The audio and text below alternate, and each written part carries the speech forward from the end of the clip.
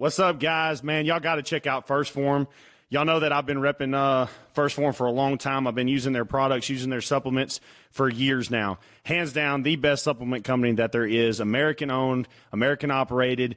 Their owner and founder, Andy Frisella, is by far one of the best dudes that there is in the business world today. I listen to his podcast, Real AF, almost every day that he puts out an episode. That's one of the ones that I follow religiously. This guy loves America. He just wants to try to make people better, whether it's in their business or in their health. They bring that entire mindset when it comes to First Form, and they bring just absolutely the best quality products that there is. Whether it's their flavors, putting in protein powder and you go to mix it up. A lot of the times these different companies, you'll get some real clumpy shit. That's not the way that First Form protein is. It doesn't have all the junk and the additives and everything. It's just all around great protein. I get great results, and I really use a lot of their products like their protein bars and stuff like that to try to hit my protein goals whenever I'm actually, properly applying my diet like I should. A lot of you guys, you firefighters, you know what it's all about. We don't always get to eat right. We don't always get to work out. But when I do, I use First Form.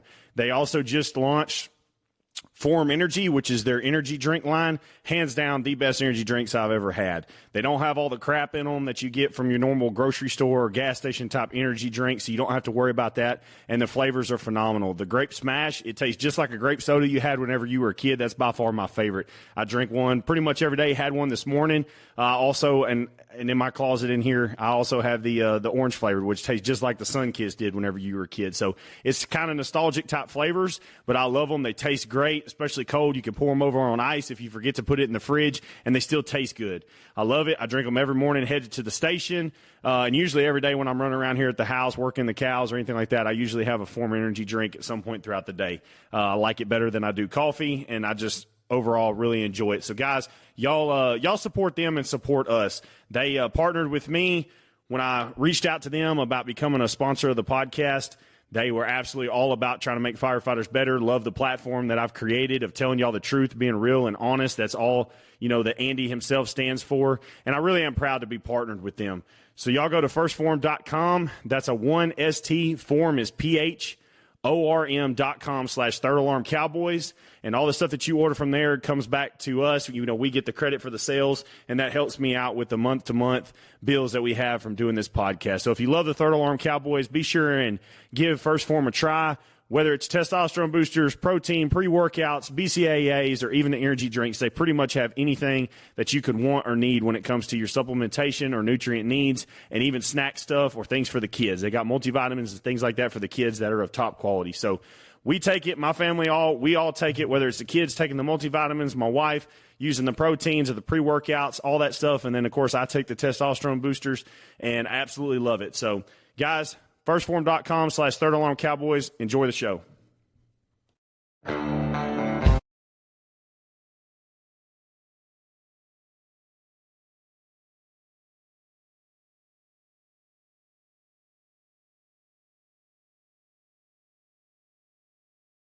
Dispatch to all units. This is a third alarm. Switch to the TAC channel.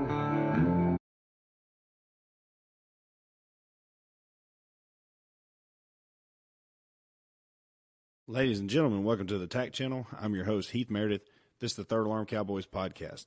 This is a podcast for firefighters. We talk about real-life situations, stuff in your station like leadership and promotions, and stuff in your personal life like relationships and finances. You name it, we talk about it. Some things may be a little controversial, but that's real life, and that's what we're going to talk about on this show. All right, man. Guys, what's going on? I just been spending the morning trying to get caught up on all these packages that I got to owe to you guys and hopefully get sent out here pretty quick. I've been working a bunch at my part-time this month trying to get caught up there and get a little bit of hours and meet my minimum and all that good stuff for the year, and that way I don't get kicked off the roster. You don't know how that goes.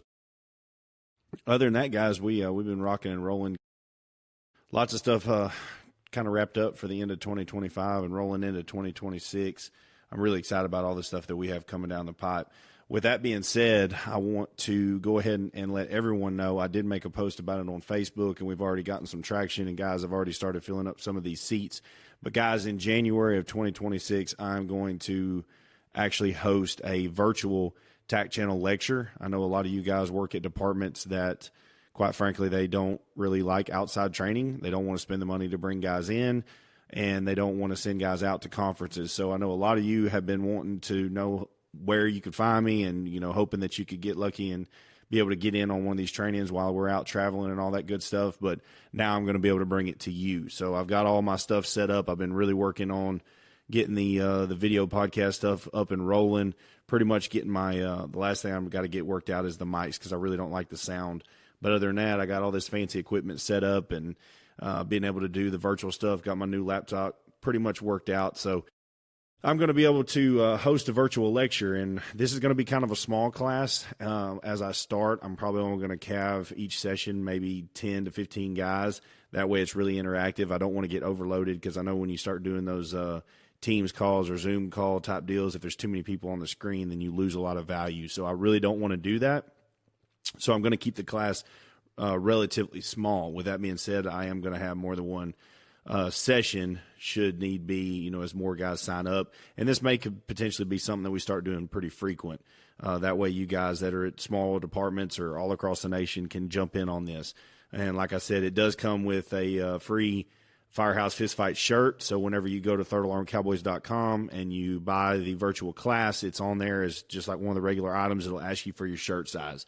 You punch that in, and then I'll be able to ship that out to you guys. And then as I start getting dates nailed down, I'll reach out to you through email and get you booked and get you in one of the classes and send you the link and all that kind of good stuff. So really working on doing that. That's going to be something I think I can bring to you guys, especially for those of you that, you feel like you're up against the wall and you're the one or two or maybe just the only crew within your department that's really wanting to make a change and trying to do things right, and you just feel like your back's against the wall dealing with a bunch of bullshit in your department, and you just need a lifeline, need to know that there's other guys out there going through the same stuff as you. That's kind of what this is going to be designed for, not only to hear my lecture, but also to be able to connect with other people, hear other people's questions of me and ideas or suggestions that you're looking for to be able to try to make your department better. That's what this is going to be more based around, is building a kind of like an online community where we can actually really talk about stuff.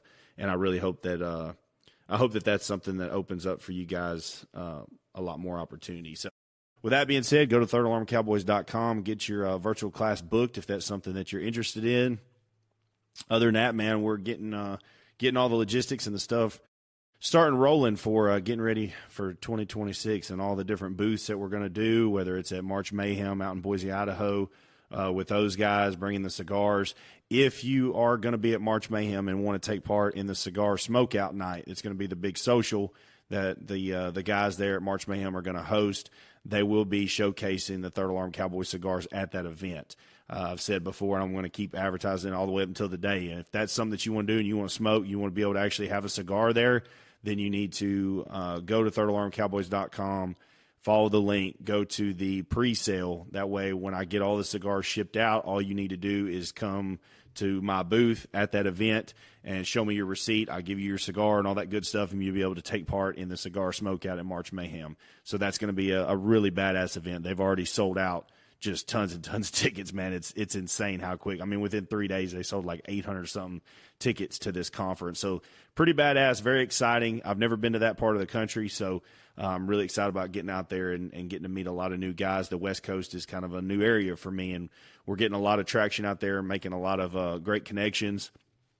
Shout out to Marty. He's been hooking us up with a lot of people out there to be able to get some training going and just being able to overall see that area of the country, man. I've never been over there besides flying into L.A.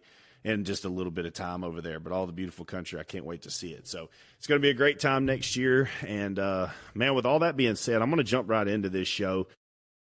Getting a great amount of feedback from you guys. I really am highly, highly, highly appreciative. I don't know how many more episodes I'll actually get recorded for the rest of this year. But just know that those of you that have given me feedback, especially on the last couple episodes, the one I just did with the truth about hiring, some of you have told me straight up that's your favorite episode. Of all the ones I've done over 100 now. You've said that that's your favorite, which that's pretty cool. But that means a lot. I just want you all to know that all of the great feedback, the stories I've got from you guys this year and in years past, but just the connections that you guys reach out, you tell me what you think about shows, you tell me your stories, the things that's going on within your department or your career or your family. Just know that stuff is really awesome. It is awesome, and I'm highly appreciative of it. I know I'm not the best always at getting back at you guys in a timely manner. Sometimes I maybe miss it. I'll read your deal and I'm like, man, I'm going to respond because it's a pretty in-depth deal. And just quite frank, I dropped the ball. So forgive me if I have done that to you. It wasn't done on purpose. And I hope that I got back with you within a timely manner, if at all. So I really am appreciative of that, guys. I really, really am. So y'all keep kicking ass. But with all that being said, man, I do want to wrap up this year with 2025 and kind of recap on a lot. I am going to give a shout out to the guys that, brought us out this year. I think we went to 7 pretty significant places. I did some small little trainings and stuff that basically wasn't really on the books. I was doing it more to help out during those time periods. But the big conferences and big departments that we went to South Hays. We went up to Clintwood, Virginia, went out to Fountain Inn, Gilmer County in Georgia, the Old South Fools. I didn't get to go out there, but they really included me, so I'm going to give them a shout out anyway because I was involved, and then just too much came up here at the house for me to be able to run over there. Then Small Town, Job Town, of course, and the Smoky Mountain Conference there in Gatlinburg, Tennessee. So huge shout out to all the guys that brought us out to that stuff and included me or gave me a chance in coming out. I really, really am appreciative. And y'all, every single place we went, we were treated like royalty.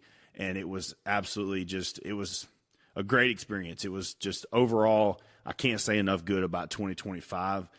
And just all the amount of people that we've got to meet, the people that we've gotten to even guys that have ended up coming by the station. And after, we met them at something, then they happened to be in Houston for business or whatever it is. And they're like, hey, man, can we come by and see your station? And just the amount of contacts and brotherhood we've really been able to build through this training has been truly phenomenal. And I want you all to know that. And that comes from my guys, too. We talked about it this shift, and that everybody's just blown away at how awesome that people have been to us, how great they've treated us, and the amount of connections and brotherhood that we've built throughout this year. All that being said, I want people to understand that that's truly what it's about. The fire service, that's what it's about. I'm going to title this episode, to be quite frank, man, I woke up and chose violence today, so y'all just go ahead and bear with me. If this happens to be the last episode of 2025, just know we're going out guns blazing because so much has been going on, whether it's to do with the Third Alarm Cowboy stuff or to do with my personal career or friends of mine that I've met throughout this stuff. And then now, I kind of feel like some of their battles that they're enduring, I take on my chest and on my shoulders because I support what they're doing and I support their message and the blood, sweat, and tears that they're putting into the fire service. So when I see people kind of go after them, man, all I want to do is just bring the fist fights to a real life type deal, guys. As you all know, I've been on Josh Chase's podcast. I've been on Mike's podcast, the Can Report, and a couple other guys. I've made some great connections and done some great podcasts with guys. And, these dudes, I've been very clear from the very beginning. A lot of people ask me to come on the show, and I'm very, very strict about who I bring on. I'm very strict about whose shows I go on. That's why I haven't done a whole lot of podcasts. I'm not saying I get invited all the time, but I don't reach out for people and beg to go on their shows either. That's just not my thing. If people want me on and it's something that I align with their message and their message aligns with my message, and I think that it's something we can build together, then by all means. But I'm just not one of these dudes that just more or less jumps in with anybody and everybody just because they claim to be a firefighter. That's not my thing. And really what I'm going to title this episode is Haters and Leeches, because it's something a lot of people need to understand going into 2026, whether it is the political climate we have going on, whether it's the fire service culture and brotherhood that we have going on. To be quite frank, guys, this is where we're at. We got a lot of fucking haters and a lot of fucking leeches, and they wear a badge just like me and you. It's become really apparent. I don't know if it's because I've been looking for it more maybe, but just with the topics that we've covered, whether it was the tolerance episode, which you guys loved, thank you all for that, or the Who Are We Hiring, the Truth About Hiring episode that I just recently put out. You guys love that one as well. And it circles all back to character. It circles back to morals. It circles back to who the fuck we're letting in the doors of these fire stations to call themselves firefighters. And, what ends up happening as part of that, as you all know, you get these terrible character people and it turns into bad leadership, or it turns into, criminal shit, like some of the stuff that we talked about with people that just have absolute horrible character, that do things outside of work or in work, that gets us all in a bind. It makes everybody look bad. And that's kind of where we're at with a lot of it. Really where I start trying to look more into how to fix the problem, because that's what I want to do, is not only just diagnose shit, which I think I do pretty good at pointing stuff out or making people be aware of what's going on, but I also want to fix it. And when I start trying to figure out ways, obviously I'm doing my lecture. Obviously I'm doing, whether if it's the operation stuff, we're out traveling and teaching real life, realistic ops. So I'm always trying to figure out ways to try to fix problems. But then at the same time, I start seeing stuff that just literally sets my ass on fire. And I'm just like, man, if I could fucking grab you by the throat, I would, because that's exactly what you need. In social media, I'll be honest with you guys, social media, I have to take breaks for that. I think all of you kind of know that and are accepting of that. So I may go ghost mode for a little while, but that's just simply for my own health. Because social media has just made the world as a whole shit, but it's definitely made the fire service worse off in a lot of aspects. Starting off this morning, 6:30 this morning, a great follower of the show, been with us from the very beginning. Some guys from Missouri and stuff. Nick, shout out to you, man. I know that you've always supported us in the message that we put out. These guys, weather's bad in that area, and even in my area. This morning I woke up, and guys, I'm from Texas, man. I can handle the heat. When I wake up and it's 27 degrees outside my house, we're not built for that down here, okay? I know there's a lot of you dudes from up north and shit, and y'all are icicle firemen. We don't do that down here. We do hurricanes, we do grass fires, we do all that. We don't do cold. Nobody in Texas can drive in the cold and the ice and the snow, and it just sucks. Well, part of that is the fire side of ops. Like, our trucks are not equipped for cold weather shit down here. Just being quite frank, they're just not. I mean, most of our trucks don't have block heater plug-ins. We, have heaters in the bay that keep our stuff warm and everything. That, I'm not getting into all that, but just know, like, when guys down here get all into the cold weather where we truly have to start worrying about ice and all that kind of stuff, we kind of have to make things work the way we can make things work. Well, I saw some guys that, they followed the show for a while, and I saw them post over the weekend where they were doing some training in their apparatus bay, doing some draft training, and I'm not going to say we don't do that, because we do. There's been plenty of times that we put the dump tanks down inside the apparatus bay and, set up, did a little drafting class because the weather was shit outside. And so that's what we did. Well, that's what these guys did. Said it was like, in the teens, 10 to 12 degrees at their station. So they set up, did a little drafting class inside the house. Well, truth be told, because I reached out, I'm like, do y'all see this shit for social media? And they're like, yeah, well, the bay doors were open, but then they also have the huge exhaust fans that literally are made to totally turn over all of the air and CO and all that kind of stuff. They can literally totally recirculate the engine bays in like 5 seconds or whatever, which we have the same type of system at our station. You can, if you go over there and flip the little laser trip deal, it sucks those fans on. And I mean, the sucker, if you had a toupee on your head, some Donald Trump hair, it'll suck it off your head. That shit will turn the air over inside the station so fast. Like the chances of any kind of CO levels being increased is literally none. And, y'all know how I feel about this page, but I am not a fan of the Hit It Hard from the Yard page. I think it started off with, some funny shit. We're going to clown on fat firemen, this, that, and the other. But it's literally turned into a social media page where all they do is talk shit. All they do is talk shit. And that's coming from a guy. I talk shit, but at least I'm trying to actually fix problems, and I talk shit about legitimate problems. These dudes literally troll everything they possibly can in the fire service to try to fucking start shit. And the thing is, I can half-ass stomach that, except for when you click on the comments and start reading it, and the people that truly believe the bullshit that they're spitting. And that's where I say that social media has been terrible for the fire service. So these guys are doing some training. It's 10 degrees outside. They're outside doing some draft training, whatever. And, of course, the fucking page says on there, oh, yeah, well, if they didn't have enough brain cells already, the CO levels in that bay from the exhaust will kill what left of the brain cells they have. Okay, well, how about this? Fuck y'all. That's pretty simple. Hit it hard from the yard. Fuck you. That's how I feel about you guys. You're trolls. You're pieces of shit. And then the people that follow you and actually believe the things that you're talking about and bite off into that without even knowing the story, without even knowing the conditions, I don't care if it's this specific incident or anything, You're all pieces of shit. You just want to run your fucking mouth to run your fucking mouth. And you could sit here and say, well, we raise money for foundation. About fucking go jerk yourself off. You're a piece of fucking shit. And you have no fucking voice in the fire service that means worth a damn. You've done nothing good besides give money away to people. That's all you've done is raise money from talking shit. But you've raised a culture of people that literally want to talk shit on every fucking firefighter that does anything in this entire fucking country. That's your platform. Good job. Bravo. You're a fucking troll. I hope they tattoo it on your fucking forehead because that's all you're worth a damn in this entire industry. You've done nothing to help anybody. The guys are doing training because it's 10 fucking degrees outside. They don't have elevated CO levels in their fucking engine bay because their exhaust fans were on and working and designed to do that, not to mention the bay doors were cracked.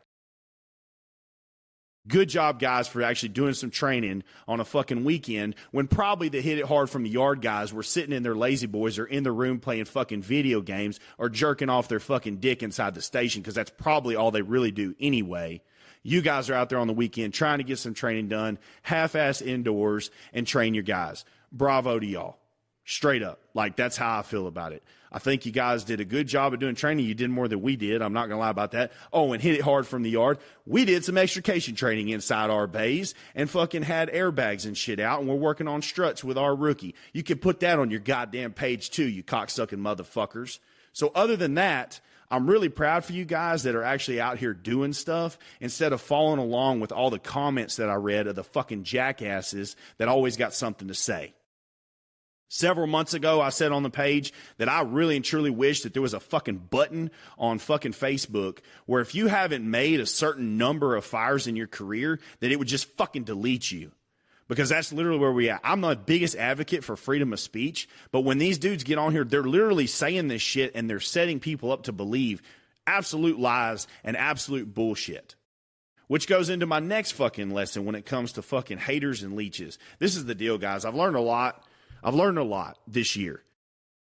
You could travel around, you could teach, and you know, I can have some of the biggest names in the training world. I can have some of the biggest names in the Houston, Texas world, guys that literally I know for a fact are some of the best damn firemen that this country has ever seen. Made more fires than anybody in this fucking country. Made more grabs, definitely in the top percentage of people that's made grabs in this country. And those people can say that they enjoy our lecture or enjoy our engine class or all this kind of stuff. And then yet you're still going to have the jackasses that literally try to pick apart everything you do.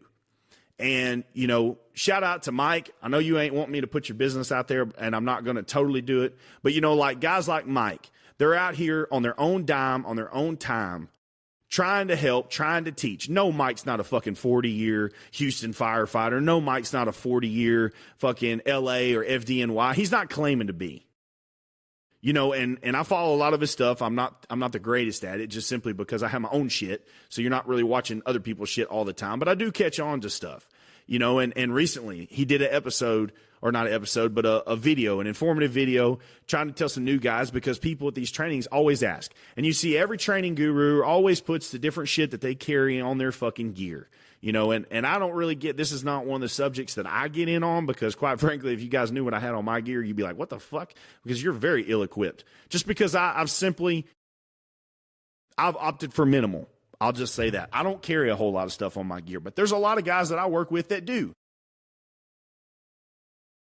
I personally feel like if you want to carry it on your fucking gear and you want to be a Boy Scout and be fucking prepared for the worst, then be a Boy Scout and be prepared for the fucking worst. If you want to carry 1,000,000 fucking tools with golf balls on them or fucking upside down flashlights on them or fucking, I don't give a damn. Whatever it is that you want to do, then carry it. If it's what you feel will save your life or get you out of a bind or get a patient or a victim out of a bind when need be, then fucking do it. Fucking do it. You know, but here's how the real world works as far as how these wonderful people on social media and haters are going to be. You can put a video on there, and I watched the one that Mike did, you know, and he carries a set of pliers, carries a set of cutters, carries one of them little baby pocket wrenches that's the right size for battery terminals. Why? Because his department in the station that he's at runs a shitload of wrecks.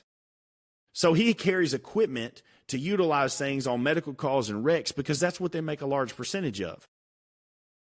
So some fucking hater wants to get on there and start talking shit, some fucking guru FDNY guy that wants to talk shit about all the fucking equipment. You're just overloading your gear and you're doing this and you're doing that, blah, blah, blah, blah, blah. Jerk me the fuck off.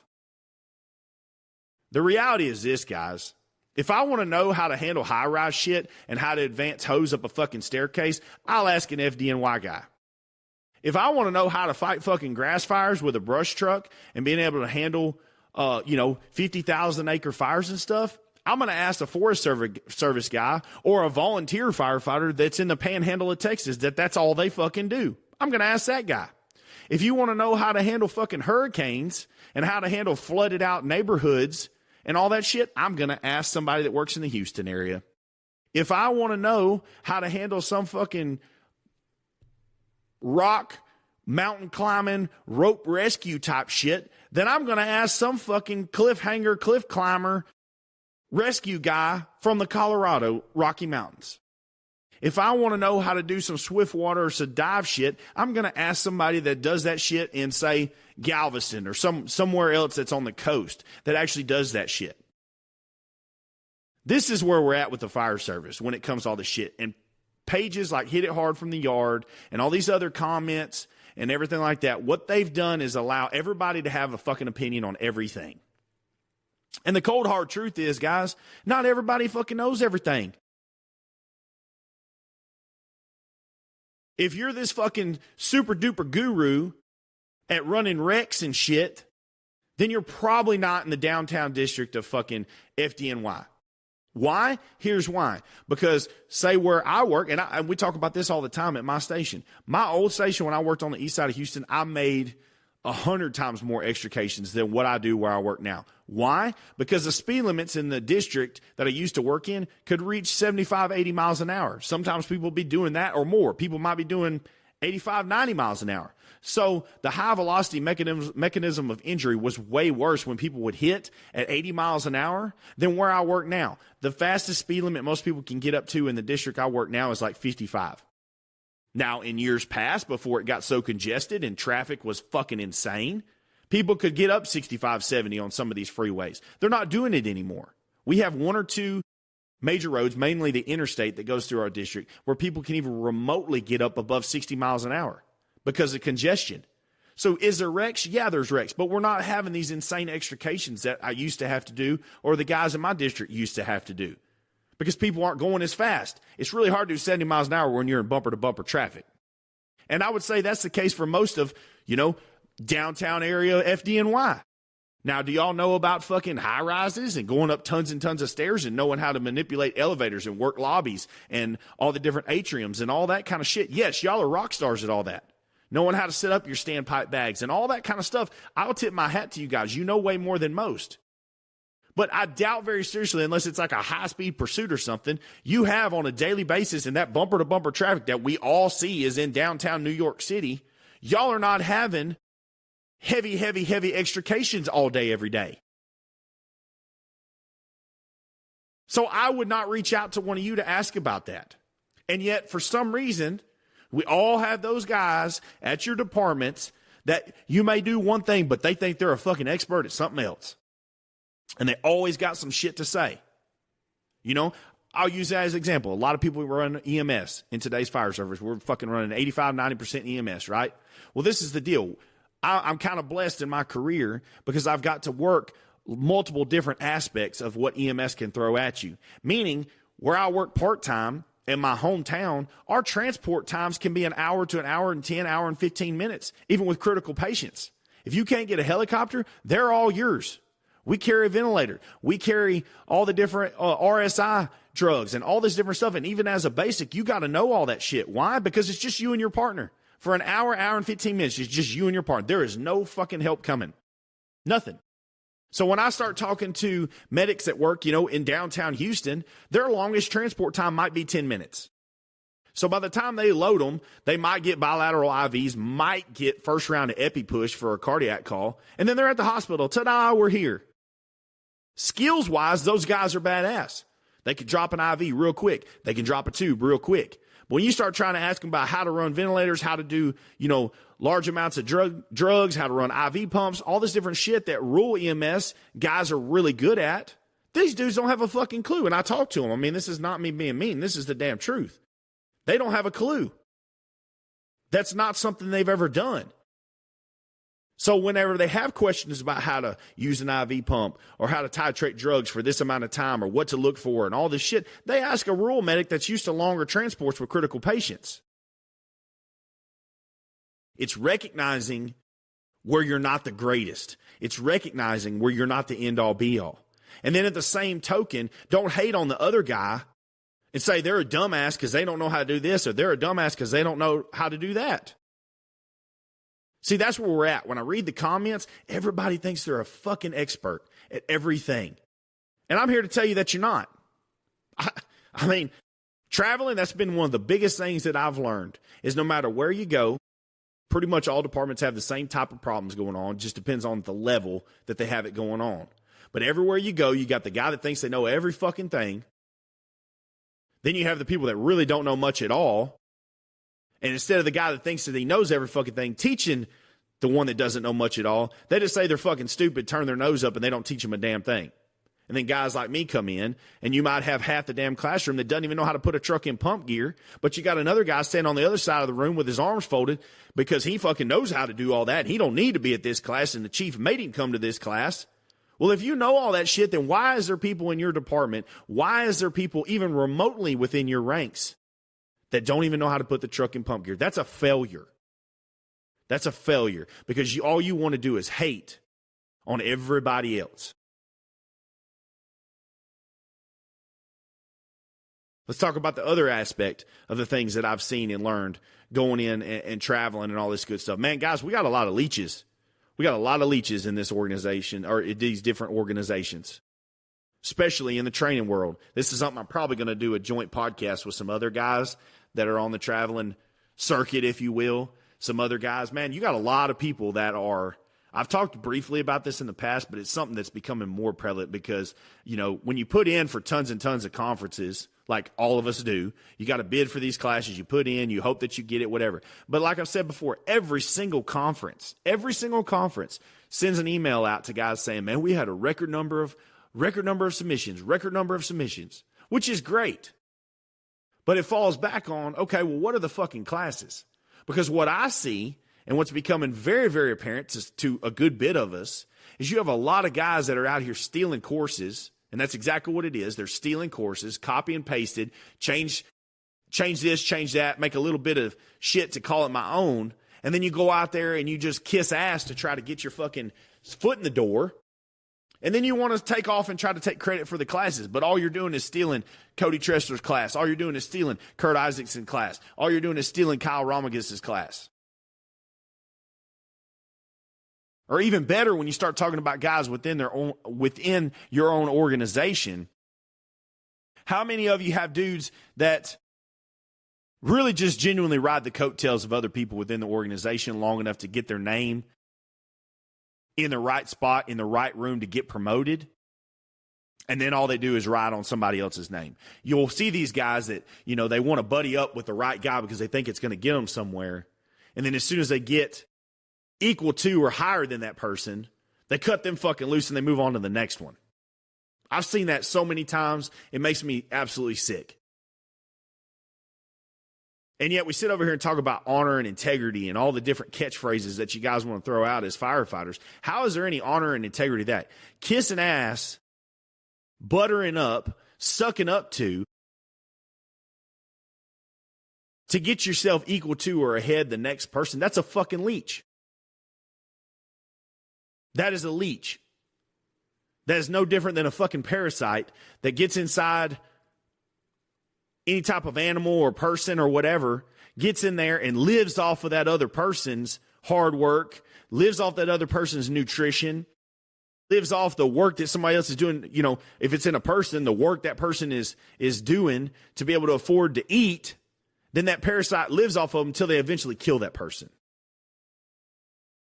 That's the same shit a leech is. Blood-sucking fucking leech.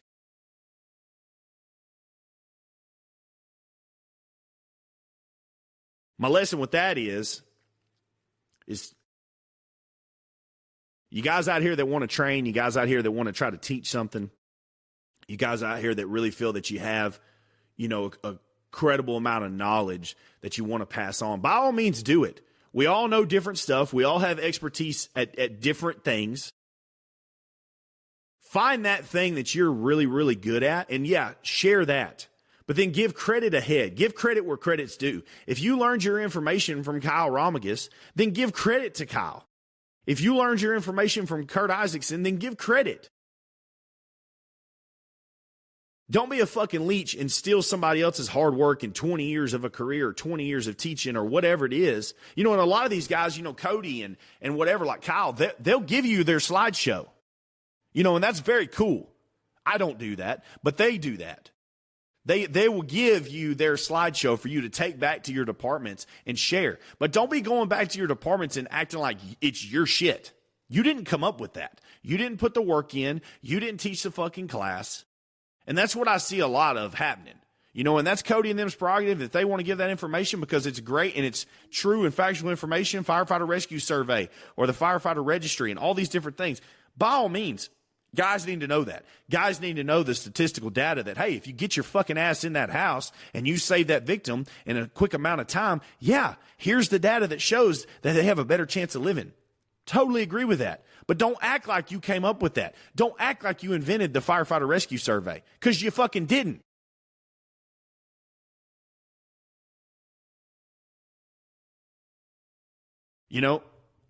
My buddy Chad asked me this morning, because he heard on the last episode, one of the last episodes where I was talking about, people trying to rip off the shirts. Yeah, that's a real thing. There is some firefighter brands out there. I've seen your fucking websites. You have straight up tried to fucking jack the Bring Fistfights Back to the Firehouse brand. Whatever. You're a fucking leech. The beauty about it is, going into 2026, we're just going to get that much louder. People know that is my slogan, that's the Third Alarm Cowboys slogan, that there's a meaning behind that. People know that. But my issue is not even with the money. It's not even with, my issue is you're literally trying to steal something that you didn't fucking earn. And yet you want to walk around like you have honor and integrity. I can guarantee your fucking badge or your patch on your arm that you wear at your department, one way or another, probably says honor, courage, and integrity on the patch somewhere or somewhere else. But yet you're literally a fucking leech trying to rip somebody off to make a couple fucking bucks. That's a character flaw. Because you didn't come up with that shit. Come up with your own shit. People will buy it. There's plenty of room. There's plenty of money out there for all of us. You get asked all the time. People talk about it all the time. David Rhodes says this all the time. How many fire conferences is too many fire conferences in this country? We don't know yet. As long as people are still buying tickets and going to them, then we haven't hit too many yet. And I agree with that. There's plenty of shit out there. But come up with your own shit. Go make your own fucking calls. Go make your own runs. Go actually earn the fucking job. Do the fucking job.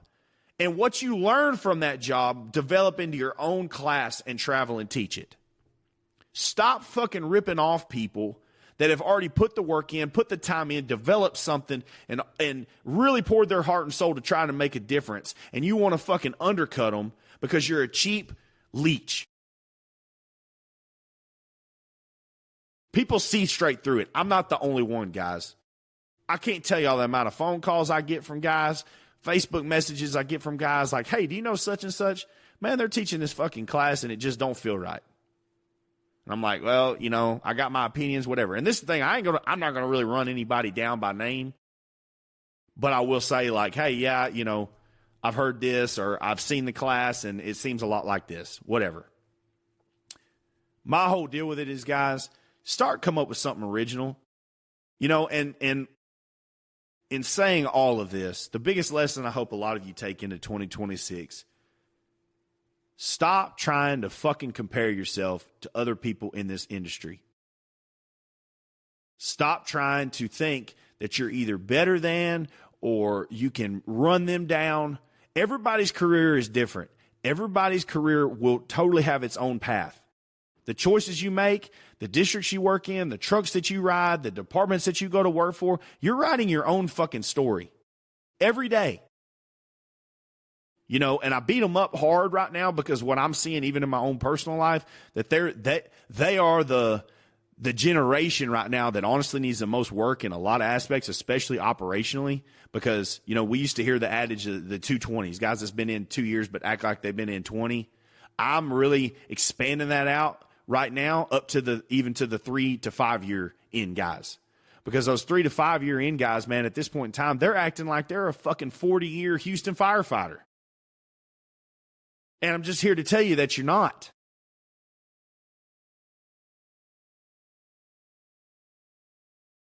Ripping people off, copying people's stories.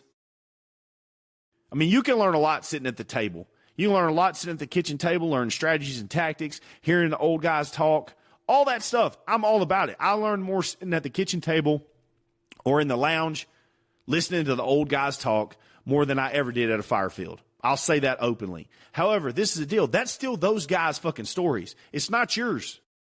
You weren't on that call. You can hear the story a million times, but you weren't on that call. You didn't put the fucking work in. You didn't get the sweat. You didn't, you know, the blood, sweat, and the tears that goes along. You did not fucking earn that. Therefore, it's not yours. You need to go put your own work in. You know, and I'll be quite frank and honest with you guys. Some fucking 3 to 5 year guy, you can teach some shit in your own department. You know, if you want to be the senior guy in your station and teach the rookies how to do it within your station. But, man, a 3 to 5 year guy thinking that they need to be trying to compete with Kurt Isaacson, you're a fucking fool. You're a fool. And I'll say that. A lot of people won't. But I'll say it because you're making yourself look like a jackass. Because when people start asking hard questions or people start, you know, doing like I do and just straight up saying, okay, when have you done that in real life? When have you done that in real life? You want to try to hate on whatever it is that I'm trying to say or utilize. When have you done it in real life? Oh, you haven't. You can't back shit up that you've never fucking done. And that's my biggest fear for you guys, is that you make yourself look like a jackass, you ruin your name for whatever future you potentially could have because you're in such a big fucking hurry to try to be important today. We got to stop trying to be so fucking important. You got to stop trying to be in control and run shit and think that you need this clout. You're chasing shit because of Facebook. You're chasing shit because of social media. Slow the fuck down. You're competing with guys, man. Dude, you're competing with dudes that's been in 30, 40 years. Why? And I'm telling y'all this shit as a guy that's literally the junior guy in the fucking room most of the time. 17 years in and I'm the rookie in the room most of the fucking time. My career is just a little bit unique and my abilities to talk to people is a little bit unique because I've had such a broad, my career has been so interesting in the fact that I've worked a lot of different places. I worked a lot of different regions and how shit runs, whether it's rural, whether it's fucking downtown, big city, Houston type shit, whether it's in the plants, whether it was the EMS side. I've had a wonderful career in the sense I've got to see and do a lot. So at 17 years in, it allows me to have these kind of conversations. A lot of you guys, if you worked at the same little small station or same slow station or even at a busier station, but you've been in 17 years, you don't have the same amount of experience dealing with the topics that I cover and am able to do, much less get in the room with a fucking 30 or 40 or 50 year guy and start acting like you're big shit. You don't have the time in. Slow the fuck down before someone calls you a fucking leech. I'm trying to give y'all some damn advice on this shit. When it comes to the haters and stuff, guys, you guys start getting, I don't want to say like get in your own lane because I absolutely fucking hate that term. But you got to start thinking to yourself, maybe there's a reason why that guy carries that stuff in his bunker coat. Maybe there's a reason why that department does it like that. Maybe there's a reason why those guys were doing draft training inside the bay. Maybe there's a reason why.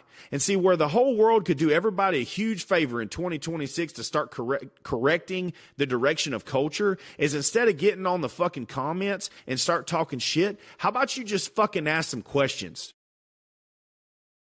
Ask some questions. You may learn something. That's something that I've learned throughout my entire life to be able to do. The reason that I can answer questions for people and I have such a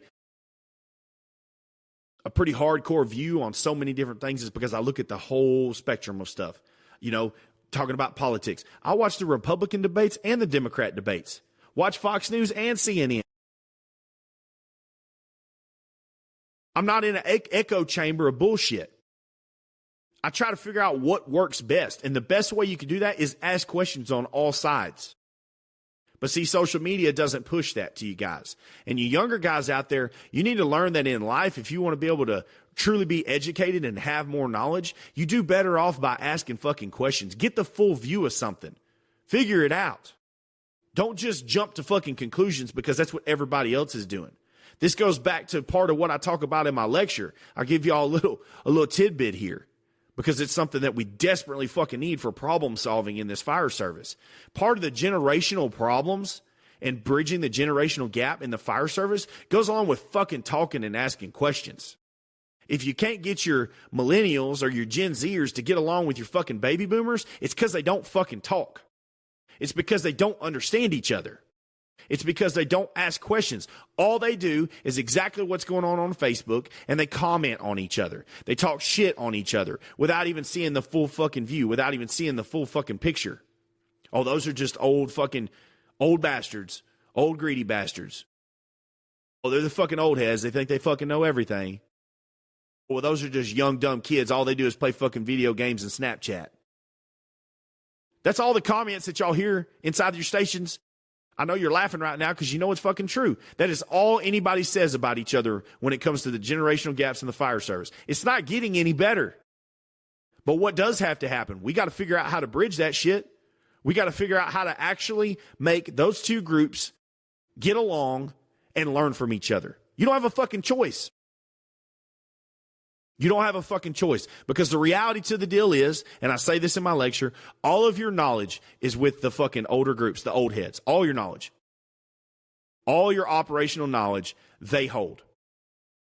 Now, all your fucking tech knowledge with the direction of the way the world is going, all your ability to build for the future and the progression in the fire service and the growth of your department lies in the hands of the young kids. Whatever fucking millennials, Gen Zers, whatever the fuck that you want to call them.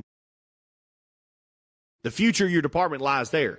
So you got to bridge that gap between the operational knowledge and the future. And the only way you're going to get that done is by fucking talking. And acting like you're on Facebook and just making comments and just being a hater is not going to get jack shit done. That's just the truth to it, guys. That's the truth to it. So that's what I all hope you know, going into 2026, you make your New Year's resolution or whatever the fuck you want to call it. That's what you need to do. Because I'll tell you guys straight up, at this point in time, like, I'm ready to start choosing violence every fucking day on shit. I wake up and I'm like, man, if somebody in the fire service wants to just literally fund me to roll around and just hit fucking people in the mouth, I'm down to do that too. If it'll make people shut the fuck up, stop doing their little keyboard warrior thumbs, and make them think before they open their fucked up mouth on things that they have no idea what they're talking about. You're not doing anybody any favors. You're not making the fire service any better.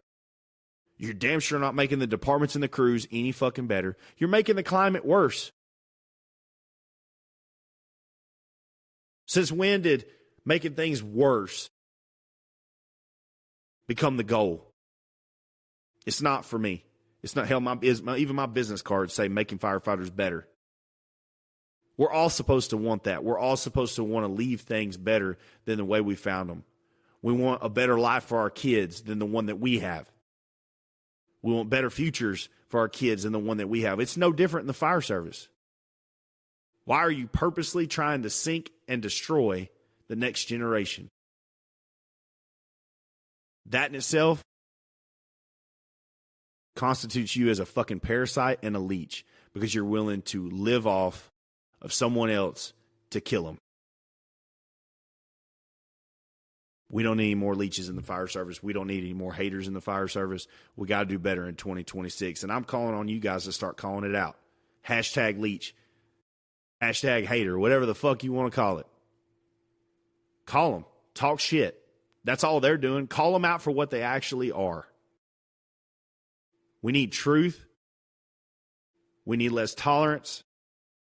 We need transparency and honesty in order to make things better, guys. And a true desire to make things better. You guys love being firefighters? It is what it is, man. If you're going to be a firefighter, you got to live by a certain code. You have to carry yourself a certain way. You have to do certain things. Everything else is just unacceptable.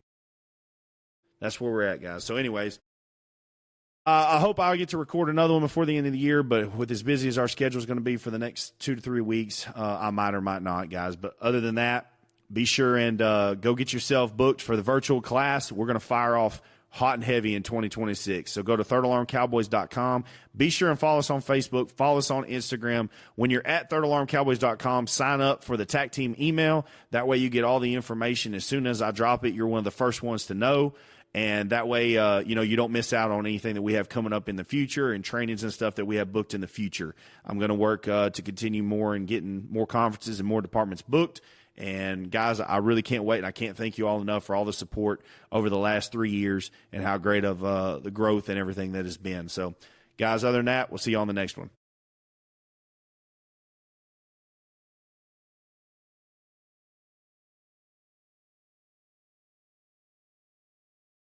All my life, well, I don't struggle. I know how.